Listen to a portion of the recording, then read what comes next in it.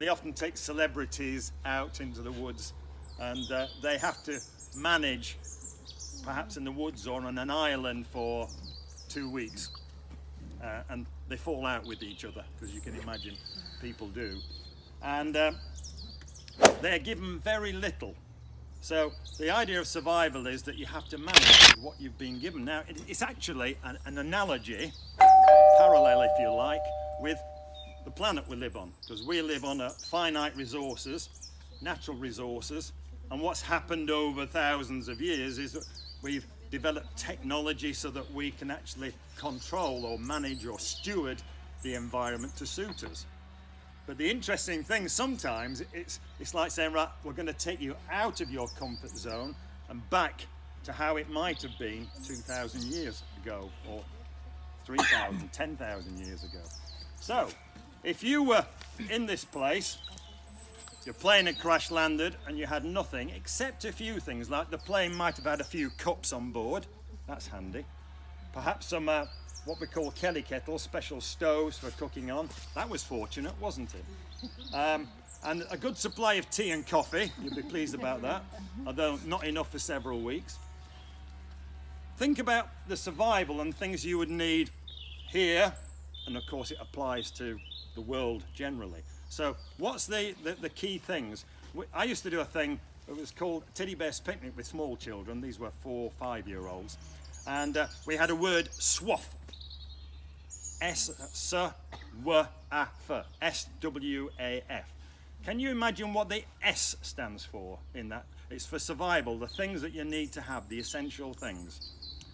So what do you, all animals need this? Shelter. Shelter's a good start point. Right, shelter.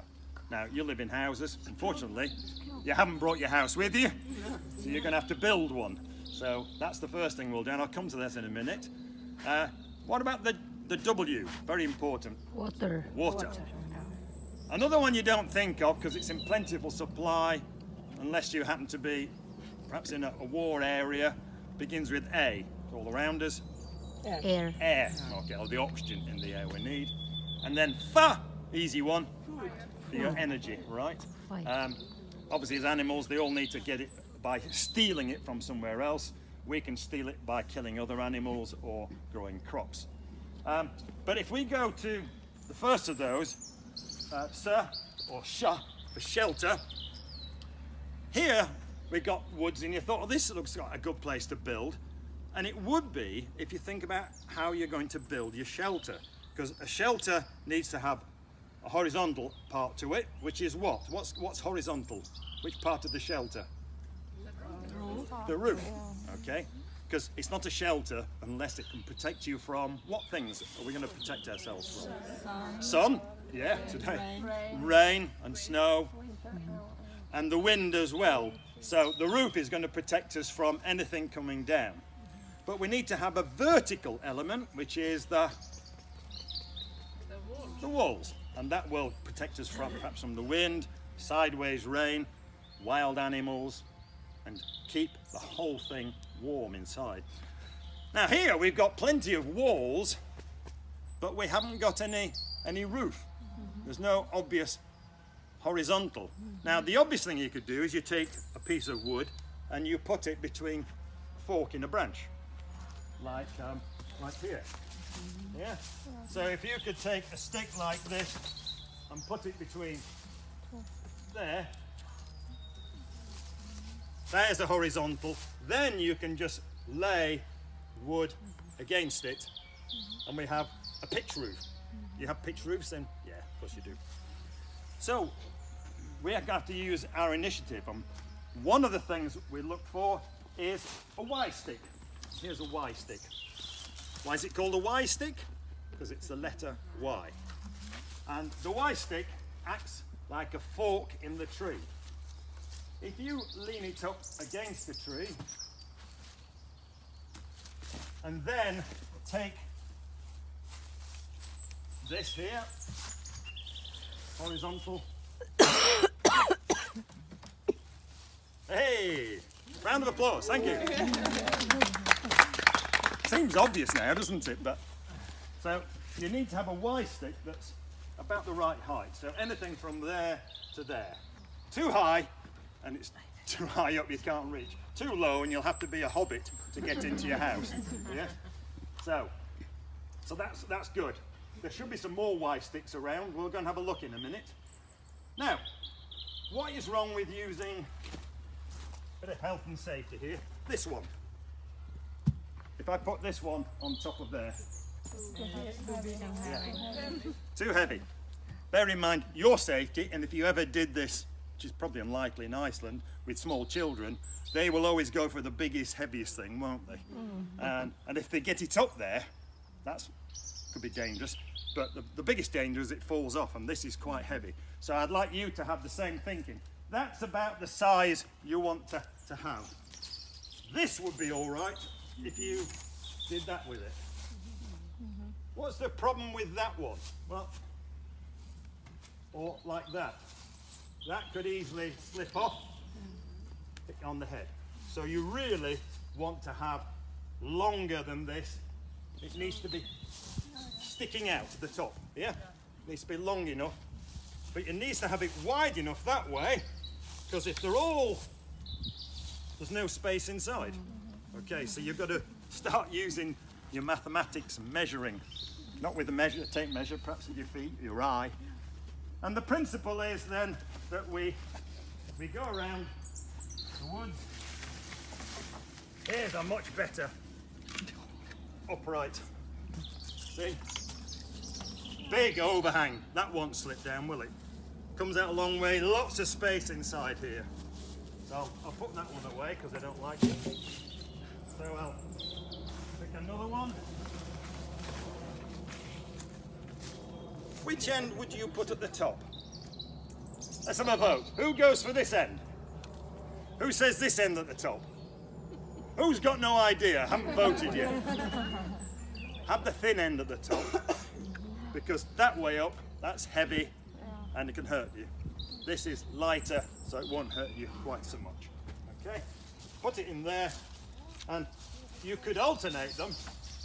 Icelandics are very neat people, I've found, so they could do them one after the other. Let's put one more up. There we go. So the next one, I think this one's a little short. I'm not happy with that. Oh, that's a good length. Okay, so we can have along this side. Why do you think we should have them on both sides? Bit of basic science here. Heavy load. If you've got a load on that side, then they... Help! Save us! We're lost in the Amazon! So, both sides at the same time. I've had it before where people have put them all on one side and it's gone bang, because this might break. Okay. So that's the easy bit. We've got the ridge pole for the roof. We've got the side poles, lots of them. You probably need 20 or 30 on each side. And then, because the rain can come through and the wind can come through, the next thing we want to put up there is probably some branches.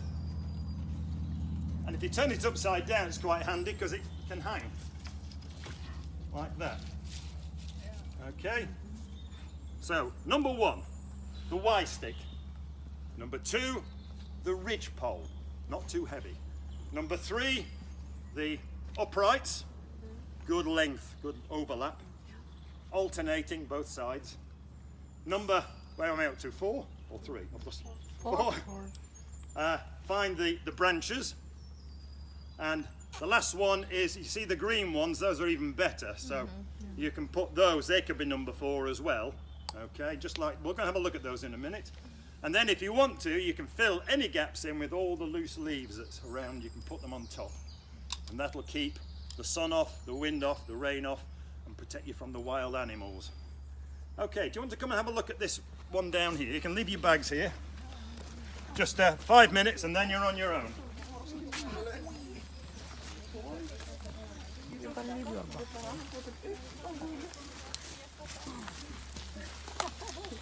This one here, if I take it to pieces, you can see it, so this is in reverse order. So that's the waterproofing.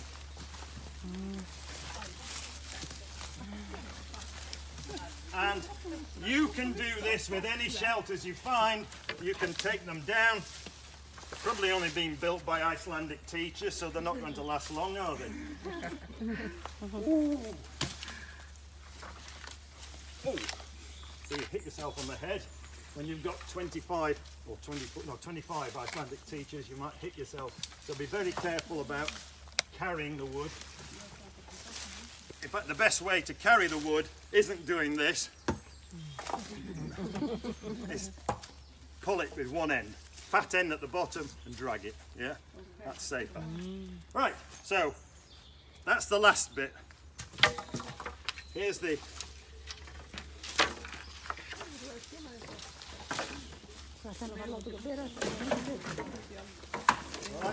straightforward health and safety. If you're taking one of these down, just be aware that other people might be nearby.